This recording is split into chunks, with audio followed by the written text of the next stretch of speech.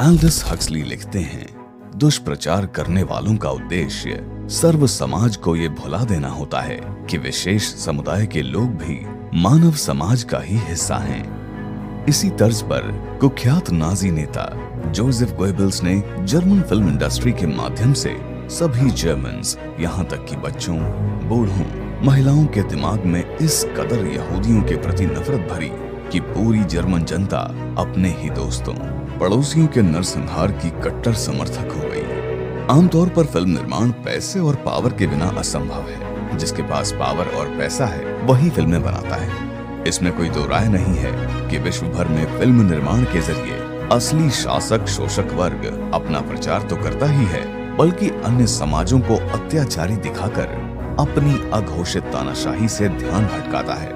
ऐसे में जो लोग ये कहते हैं कि फिल्मों का उद्देश्य केवल एंटरटेनमेंट है, वे ये छिपाते हैं कि फिल्मों के जरिए मास बिहेवियर, पब्लिक परसेप्शन और सरकारी पॉलिसियों पर नियंत्रण करना आम बात है।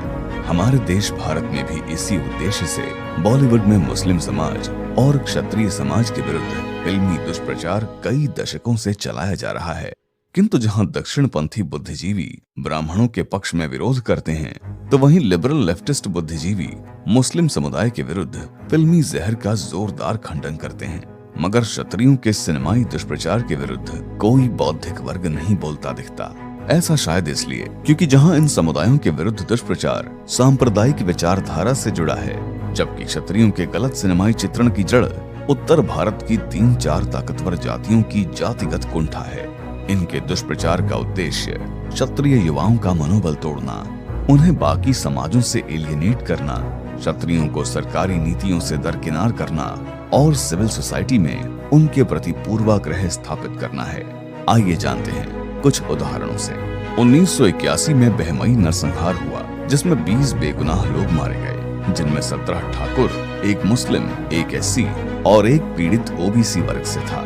1994 में रिलीज हुई शेखर कपूर की फिल्म बैंडिट क्वीन ने इस कांड को 22 अत्याचारी ठाकुरों के खिलाफ न्याय के रूप में पेश किया, जिसका पब्लिक परसेप्शन पर इतना गहरा असर पड़ा कि आज तक इस नरसंहार के पीड़ितों को न्याय नहीं मिला। हालांकि क्षत्रियों के विरुद्ध पहली हिंदी फिल्म धर्मेंद्र देओल की राजपूत थी, जो 1982 में रिलीज हुई। बॉलीवुड में जाट महिमा मंडन भी 1983 में धर्मेंद्र देओल और अजीत देओल द्वारा निर्मित पुत जट्टा दे से शुरू हुआ। अतः हिंदी सिनेमा के दोनों ट्रेंड, जाट ग्लोरिफिकेशन और क्षत्रिय विलिफिकेशन, इसी दौर में एक ही लॉबी द्वारा शुरू किए गए। 1985 में जाट नेता विजय पुनिया और धर्मेंद्र देओल द्वारा बनाई गई पिक्चर गुलामी रिलीज हुई, जिसमें जाट नायक और क्षत्रिय खलनायक की पटकथा लिखी गई। उन्हें अनकंडीशनली किसान प्रोजेक्ट करना और क्षत्रिय समाज के हितों को दबाने के लिए उन्हें सामंत का तमगा पहनाकर खारिज करना इसी पिक्चर से प्रचलित हुआ। ये कोई इत्तेफाक नहीं है कि जिस दशक में ये फिल्म बनी, वीपी सिंह, चंद्रशेखर सिंह, अर्जुन सिंह, सूर्य नारायण सिंह जैसे क्षत्रियों के नेतृत्व में सामाजिक न्याय की राजनीति चरम पर थी। निसंदेह इस फिल्म को तिलमिलाई शासक व्यवस्था की प्रतिक्रिया मान सकते हैं। क्या भरतपुर, धौलपुर, पटियाला के राजा और चौधरी सामंत नहीं थे? आप खुद सोचिए कि क्या कभी तसीमो किसान आंदोलन और निमुचना किसान आंदोलन पर फिल्म बनाई जाएगी, जहां आंदोलनकारी किसान क्षत्रिय समाज से थे। इस फिल्म के बाद सिनेमाई ट्रेंड बना, जिसमें 1990 से लेकर अब तक दर्जनों फिल्में आईं, जहां अमरीश पुरी, रंजीत बेदी, के मेनन के किरदारों द्वारा क्षत्रिय समाज पर बिगड़ैल अमीरजादे, बलात्कारी, अपराधी, अत्याचारी, शोषक का स्टीरियोटाइप थोपा गया। 2007 में मनोरमा 6 फीट अंडर आई, जिसमें पुनः जाट नायक और राजपूत रेपिस्ट का नैरेटिव चलाया गया। फिल्म के डायरेक्टर नवदीप, एक्टर अभय देओल और एक्ट्रेस गुल पनाग एक ही समाज से हैं। रणदीप हुड्डा, माही गिल और जिमी शेरगिल की फिल्म साहेब बीवी और गैंगस्टर भी क्षत्रियों की ऐसी ही स्टीरियोटाइपिंग का उदाहरण है। 2008 में शौर्य नामक काल्पनिक पिक्चर रिलीज हुई, जहां दोनों मुख्य विलेंस राजपूत आर्मी ऑफिसर्स होते हैं और हीरो जाट। खुद सोचिए कि क्या कभी ये जनरल सकत सिंह जी राठौड़, जनरल हनूद सिंह जी, चंद्र सिंह जी गढ़वाली, मेजर शैतान सिंह भाटी, नायक जदुनाथ सिंह को लेकर फिल्म बनाएंगे? बिल्कुल नहीं। 2009 में एक फिल्म आई थी गुलाल, जहां राजस्थान के राजपूत समाज का अलगाववादी चित्रण किया गया, जबकि किसी राजस्थानी क्षत्रिय नेता ने कभी अपनी जाति के लिए स्वतंत्र राजपूत लैंड की मांग नहीं रखी। विडंबना तो यह है कि गुलाल फिल्म के लेखक राज चौधरी जिस समाज से आते हैं, उस समाज के बड़े नेताओं और उस जाति के भरतपुर राजा ने कई बार स्वतंत्र जाटलैंड की मांग रखी थी। 2019 में फिल्म आर्टिकल 15 आई। ये फिल्म कथित तौर पर 2014 के बदायूं गैंग रेप पर आधारित थी, जहां फिल्म के लेखक गौरव जाट अपराधी की जाति ठाकुर बताकर पेश करते हैं, जबकि सभी 7 आरोपी पुलिसकर्मी अहीर बिरादरी से थे, जो आजकल यादव उपनाम लगाते हैं। क्या ये लेखक का सुनियोजित षड्यंत्र नहीं था? 2020 में हॉटस्टार पर आर्या आती है, जहां ऐसा दिखाया गया मानो राजस्थान में बड़े ड्रग माफिया राजपूत हों, जबकि ड्रग्स माफिया की सच्चाई क्या है और किस जाति से है, ये सामान्य ज्ञान है। 2020 में सुदीप शर्मा द्वारा बनाई गई प्रसिद्ध वेब सीरीज पाताल लोक आई, जिसे अनुष्का शर्मा ने प्रोड्यूस किया। इसमें सूक्ष्म तरीके से ठाकुरों द्वारा मीडिया में ठाकुरवाद और नेपोटिज्म का मिथक गढ़ा गया, जबकि भारतीय मीडिया में किसका प्रभुत्व है, ये किसी से छिपा नहीं है। मई 2023 में सुधीर मिश्रा और अनुभव सिन्हा की फिल्म अफवाह रिलीज हुई, जिसमें दिखाया गया कि राजस्थान में राजपूत एवं पूर्व राज परिवार मुस्लिम विरोधी सांप्रदायिक दंगे भड़का रहे हैं। जो राजस्थान की राजनीति जानते हैं वो ये भी जानते होंगे कि राजस्थान में हिंदू मुस्लिम दंगे मिश्रा और सिन्हा के जाति बंधुओं की देन है, न कि यहाँ हजारों सालों तक राज करने वाले क्षत्रियों की। क्या ये कभी करौली दंगों में अल्पसंख्यकों की रक्षा करने वाली मधुलिका जादौन पर फिल्म बनाएंगे, जिन्होंने कहा कि हम राजपूत हैं, हमारा धर्म है सबकी रक्षा करना? बिल्कुल नहीं। 2021 में अरण्यकाई, जहां पर पुनः विलेंस को मनहस और भाटी जैसे राजपूत उपनाम दिए जाते हैं और हीरो को मलिक यानी कि जाट। इसी क्रम में फिल्म निर्माता नीरज पांडे ने 2022 में खाकी वेब सीरीज बनाई, जहां बिहार में कुर्मियों द्वारा भूमिहार शोषकों के खिलाफ किए गए संघर्ष की सच्चाई को छुपाकर राजपूत बनाम कुर्मी की पटकथा गढ़ी गई।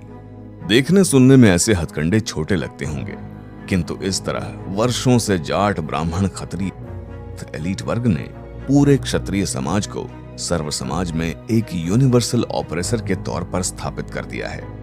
नोट कीजिएगा, जब इन समुदायों के प्रसिद्ध व्यक्तियों पर फिल्में बनती हैं, तब उन फिल्मों के बहाने इन समाजों का संवेदनशील चित्रण भी होता है, किंतु जब किसी प्रसिद्ध क्षत्रिय व्यक्ति पर फिल्म बनती है, जैसे महेंद्र सिंह धोनी, मेजर ध्यानचंद सिंह बैस, जसवंत सिंह रावत, मिल्खा सिंह राठौड़, तो उनमें इनकी क्षत्रिय पहचान ही गायब कर दी जाती है। फोगाट बहनों पर दंगल बन सकती है, किंतु अलका तोमर पर क्या कोई बायोपिक बन सकती है? मगर जैसे कहते हैं ना कि पिक्चर अभी बाकी है दोस्त। 1990 में आरएसएस के राजनीतिक उत्थान के बाद से ही हिंदी सिनेमा में सक्रिय हुए मराठी ब्राह्मणों ने फिल्मों की एक नई शैली में फंडिंग शुरू की, जिसे आमतौर पर फिक्शनल हिस्ट्री कहते हैं, अर्थात इतिहास विकृत कर नैरेटिव गढ़ना। गुरु गोलवलकर के समय से ही पेशवाओं को भारत का अतुल्य अपराजीय योद्धा और शासक स्थापित करने की कोशिश रही, जिसके लिए देश के सबसे बड़े और विविध सैन्य समाज राजपूत समाज को कमतर, कायर, कमजोर और अयोग्य दिखाने का निरंतर प्रयास रहा है। गुरु गोलवलकर के विचार नवनीत और गिरीश शहाणे का स्क्रॉल आर्टिकल इसका सबूत भी है। इसी तर्ज पर आशुतोष गोवारिकर ने 2008 में जोधा अकबर दिखाकर ये स्थापित करने का प्रयास किया कि क्षत्रिय तो केवल मुगलों को बेटियां देते थे। यदि गोवारिकर का उद्देश्य सेक्युलरिज्म होता तो क्या वे डेक्कन सुल्तान और मराठा ब्राह्मणों के विवाह पर फिल्म नहीं बनाते? फिर गोवारिकर ने 2019 में पानीपत फिल्म भी बनाई, जिसमें अपनी जाति के पेशवाओं को बढ़ा चढ़ा कर दिखाया और उनकी हार के लिए किसी अर्दक सिंह नामक काल्पनिक किरदार पर दोष मढ़ दिया।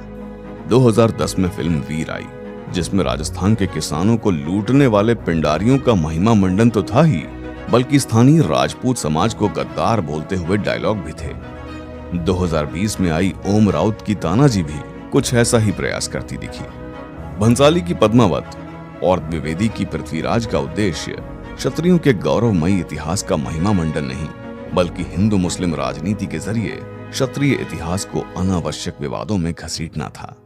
जिस तरह फिल्मों के जरिए उत्तर भारत की डोमिनेंट जातियों ने क्षत्रियों को यूनिवर्सल ऑपरेसर स्थापित किया, उसी प्रकार मराठी ब्राह्मणों ने फिल्मों के माध्यम से क्षत्रियों को कायर, गद्दार और अयोग्य हारे हुए योद्धा स्थापित करने का कुत्सित प्रयास किया। बॉलीवुड में जहां एक तरफ खुला ब्राह्मणवाद और जाटवाद स्थापित है, वहीं क्षत्रिय कलाकारों का सार्वजनिक प्लेटफॉर्म से अपने समाज पर शर्म व्यक्त करना आम बात है। आमतौर पर फिल्म इंडस्ट्री को लिबरल और प्रोग्रेसिव माना जाता है, किंतु यदि हिंदी फिल्म इंडस्ट्री का लिबरल और प्रोग्रेसिव मेकअप उतारें तो सांप्रदायिक घृणा और जातीय ईर्ष्या स्पष्ट दिखेगी। इसका समाधान यही है कि दुष्प्रचार का संवैधानिक विरोध हो, क्षत्रियों के हित में फिल्मों में इन्वेस्टमेंट हो, युवाओं को फिल्म मेकिंग का क्वालिटी प्रशिक्षण दिलाया जाए।